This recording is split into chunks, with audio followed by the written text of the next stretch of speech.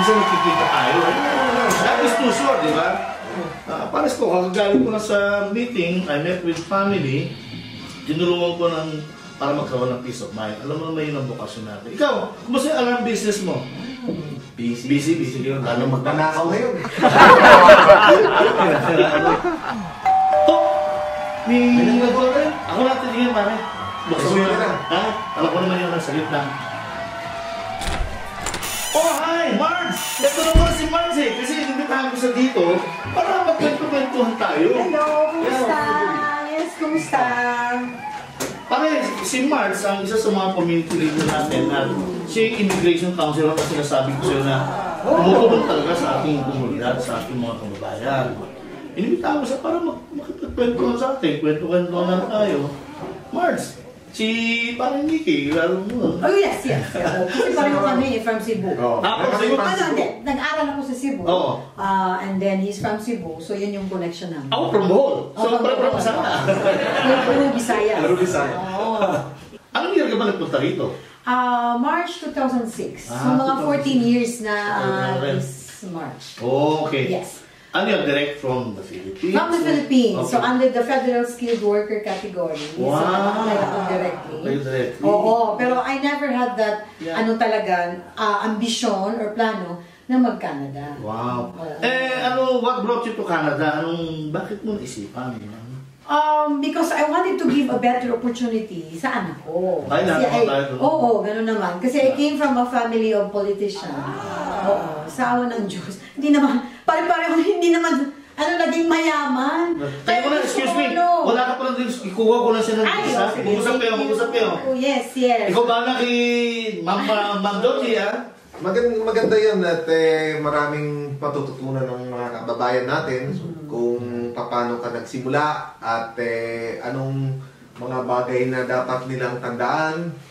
Paano ka napasok sa immigration consultant? Okay, good question. So, I have a very good friend who's been in Canada for 35 years. Umuwi siya sa Philippines. So, I hosted a dinner para sa kanya.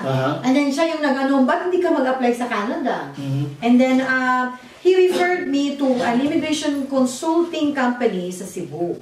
So, pumunta ako doon. And then, I asked for information. And then, nag-sign up kaagad ako. Reputable naman. Yes. So, the reason being is, hindi ko alam, right? Hindi ko alam how does it work, hindi ko alam anong gagawin ko, hindi ko alam anong mga requirements. So, bigay ko na lang yung stress sa kanila. So, nagbayad ako, sila yung nag-asikaso, nag-process ng papeles ko. Sa awa ng Diyos, nakarating naman. Problema lang is, pagdating dito, I don't know anyone. Wala akong kakilala, wala akong relative, wala lahat. So yun yung mahirap dun sa experience na after 6 months, na culture shock ka sa snow, parang gusto kong mag-give up. Sabi ko, gusto kong umuwi. Anong year na yun, March? 2006. March 2006. How was the economic situation? And then yung economy ng Alberta was really good. So hindi ako nahirapan maghanap ng trabaho. Nakatrabaho. So after 3 days, may interview na ako. And then yung first job ko was you don't mind. Yes, sa law office, Laurier Law Office, dito sa 149th Street. So, that's where I acquired the experience. Because isa sa mga lawyers doon was an immigration lawyer. And then, in-encourage niya ako na parang gusto mo naman, may interest ka naman. Pero I waited, not right away. Kasi medyo mahal yung tuition fee. May nag-doorbell ulit. Yes, wala ko inaasahan na. Sino ba yan? Tingnan ko nga, excuse me ha. Yes, si Paring Lito pala. Pare. Ito naman ang ating magiting na editor-in-chief ng Alberta Filipino Journal. Kasi yan. Busy sa katutulong yan. Ang pangalan ko kasi ito.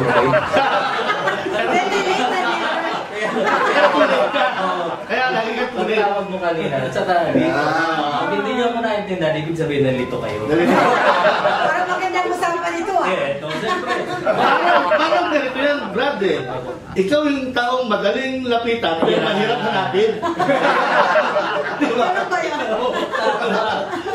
nahagip mo? Sa pool. Oo. Hindi, Ano mayroon dito? ano doon na, kwento-kwento lang Kwento pa rin. lang. About success stories, di ba? Ang alam ko, Dati- magkape lang ako. Hindi, makikishare ka rin, pero ang pinag-uusapan natin ngayon, yung situation na experience, personal experiences ni Marks, na isang immigration consultant natin sa Edmonton. Okay. So, nung dumating ka, pinag-uusapan namin, how was the economic situation in Alberta at that time? Ini-explain niya, ituloy mo na ulit. Yun nga, sige, maganda yung yeah. economy at that time sa 2006. So how about you nung dumating ka?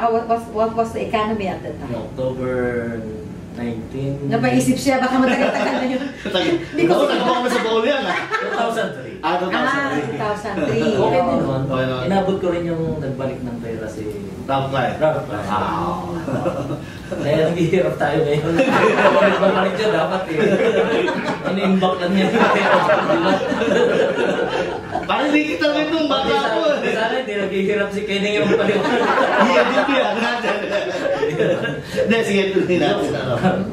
Ito mga ilang years pa kasi nag-ipon pa ako ng pang-tuition Yes. kasi medyo malaki-laki eh. Oo. And then nag-aral, Yes. and then after nag-aral kasi sa mga kababayan natin na gustong maging immigration consultant, so mag-aral, after mag-aral, pag you pass the exam, pag napasahan mo yung exam, then mag-apply ka for a license. Yeah. Oo. Lahat naman nagdaan sa ganyan. Nagdaan, Walang oo, nakarating naman. dito na successful ka. Yeah, that's true. Kinakailangan dumaan ka sa proseso. So sa madaling salita, kinuha mo yung course na yan Yes. is because of your desire Yes. na matulungan Na makatulong. yung makatulong sa mga tao. Yes, No? that's Sa mga right. immigrants especially. Yes. Pero may Clear concern, the may price. concern ako. I hope kung pwede ko lang Yeah, sige. i-share sa... Kasi nandito na rin tayo para mag-share eh. Oo. Para may matutunan sa atin Yes, yes, ng mga So, tagapanood natin. okay, you might notice lately, wala ako sa Facebook. Oo nga. Oo, kasi I have to remove or permanently delete yung personal account ko na Marjorie Newman. Bakit? Kasi pangatlong beses na to, okay? Na may mga tao na nagtitake advantage, hindi pa namin alam kung saan, so ginagamit yung ibang pangalan ng konsultant, pero pictures and videos ko. Wow. So sa page nila, sa mga website nila, yung mukha ko yung lumalabas. Wow. Ngayon, nakakatanggap kami ng email na That's scary. nagbibigay daw sila ng pera dito sa tao na to. Oo, ngayon lang, 2 email. Oo. Tapos yung isa, nagbigay ng ilang thousands of pesos. Wow. Yung isa daw, 300,000 sa Taiwan. Oo. So, yung mga, kung sino yan, yung mga May kagagawa. Yung mga may yes, kagagawa. oo, yung mga may kagawa. Huwag Yeah. naman po, kasi Yeah. yung binibiktima ninyo, yung mga kababayan po natin. Yeah. At saka, it's not right. Diba? Tapos ikaw Using ginagamit. someone's personality. Ikaw ginagamit. Oo, tapos, pictures ko nga, yung nakalagay dun sa Facebook page nila, mga pictures ko. Madali silang Oo, maka- because ang picture nito oo, ginamit. Misleading yun. misleading. Ang Fraud. nakakasakit kasi yung pictures ng anak ko, pictures ng nanay pati ko, family. pictures ng family ko, ng asawa ko, sinama na rin nila. So, ito sa mga kababayan natin, yeah. ingat-ingat po tayo dyan sa Paggamit ng Facebook. paggamit ng Facebook. Facebook is a tool. Huwag nating hayaan na yung seguridad ng ating pamilya Privacy natin. madadamay. So, nakakatakot po itong nangyayari kay Marjorie. So, Nabanggit mo na rin ng parang Nikki, yung iba, nilalagay pala kung saan sila located, yung location nila. yes. Parang it's invite, parang ganito po yan eh. Parang bahay nyo, iniwan yung bukas yung pinto. So anyone can come in. Ganun po yun. Kaya delikado yun, gano'n. Ikaw medyo advanced sa technology. So ano yung mga Yeah, ito- pwedeng gawin ng mga kababayan natin? Yeah, ano- Well, Na kasi precautionary. Precautionary. Yes, so there are a lot of things that you can do. Bago kayo mag-Facebook po, pag-aralan niyo po yung mga privacy settings natin. Yung locations niyo, bago kayo mag-post, kailangan naka-off po. Para hindi po kayo natatrap kung nasaan po kayo. Yeah. Okay?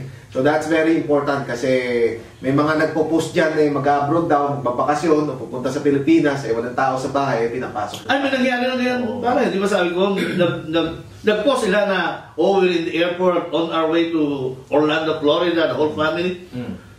After 1 week, pagdating nila, nabuksan na yung bahay. Akala ko nabuksan yung pagkakas. Kuya Lito, on a serious note, ano naman namang masasabi masasabi mo Yes, sa mga yes. nagtitake advantage? Yeah, Kuya Lito. Yung mga nangluloko ng bibiktima ng mga kababayan. Yeah. Ay, Isang matindi-tindi. yung Facebook ay naging fakebook.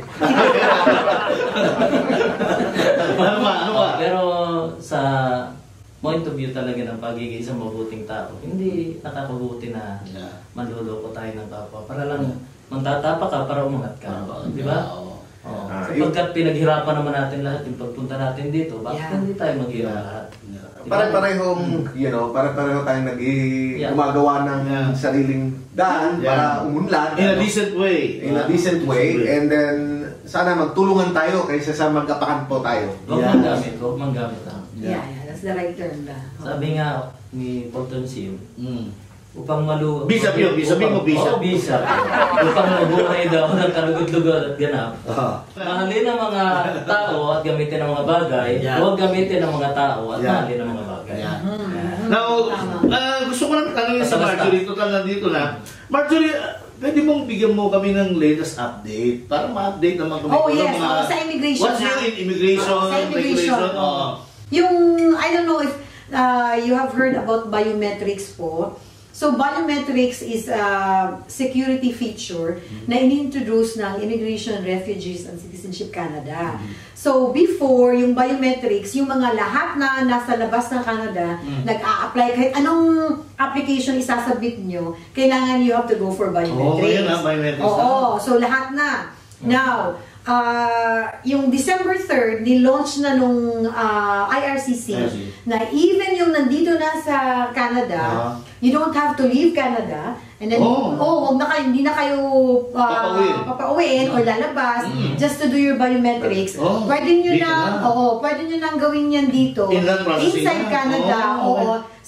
They have, I think, marami-rami na rin ang mga Service Canada locations all over the country. So, pwede na nila, they don't have to leave. Kasi yun yung problema namin sa mga kliyente namin na nire-represent namin na pag mag-submit ka ng application, biometrics, kung walang US visa, hindi makakapunta sa US.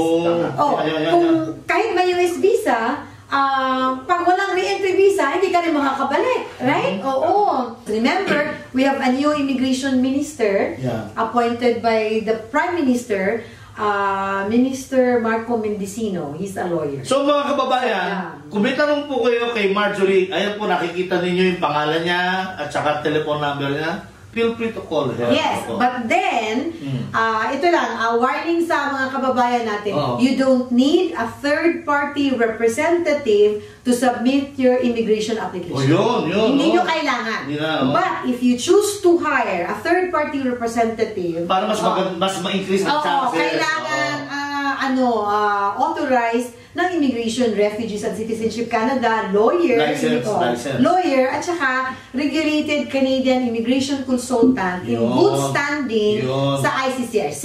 Pero kung, I always tell yung mga clients, yung mga nagtatanong, pero if you have access to the computer, may internet ka, naiintindihan mo naman, kasi andun naman sa website, di ba? You can do it yourself. Hindi nyo kami kailangan. Nagpo-provide lang kami sa mga yung guidance. Yeah. Yung talagang hindi nila naintindihan yung programa, yung hindi sanay sa computer, walang internet, lahat. Then, we provide the service. Well, ang ganda ng discussion natin ngayon. Episode na ito. Ay, magpasalamat muna ako kasi hindi ako makakapagsulat sa Alberta Filipino Journal kung hindi niya ako nanitigyan. Yes. Si Kuya Lito. So, siya yung nag-invite. Tandaan nyo, Kuya Lito Velasco, madaling hanapin. Alam nyo, kinakalit best friend ko rin po si Kuya Lito. Alam mo, lang yun. Alam mo, bago tayo magtapos, Papatawalan tayo. itong si Mr. Lito Velasco, napaka he has a public servant heart. Ikaw, Brad, any parting words sa ating viewers? Always watch our show, and you'll be able to learn a lot of life experiences dito, no? Na yung mga bagay na dapat niyong iwasan at tandaan na sa mga buhay-buhay natin dito sa Canada. Alam nyo, iba-ibang proseso ng kanya-kanyang bansa. Sa Pilipinas, ibang proseso. Sa Canada, ibang proseso. So, dinadala po namin sa inyo ang mga guests namin dahil sa mga karanasan nila. Tama At po yun. ito yung mga tamang resource, ang tawag ko, dito makakapulot kayo ng aral. Yan. Ako na po ang magtatapos, ano? Panoorin po ninyo palagi itong show natin dahil hindi lang po ito tungkol sa lingkod bayan para sa ikabubuti ng ating community. May matututunan na kayo, tatawa pa kayo. Lalo na pag natisip niya rito. Paulit! Too late. And salamat Kuya Joseph, ha? And Ate Beth for opening Salamat us. sa pinita. Director Joseph Rocky. Thank you very much. Motion graphics. Hanggang sa susunod. Cheers!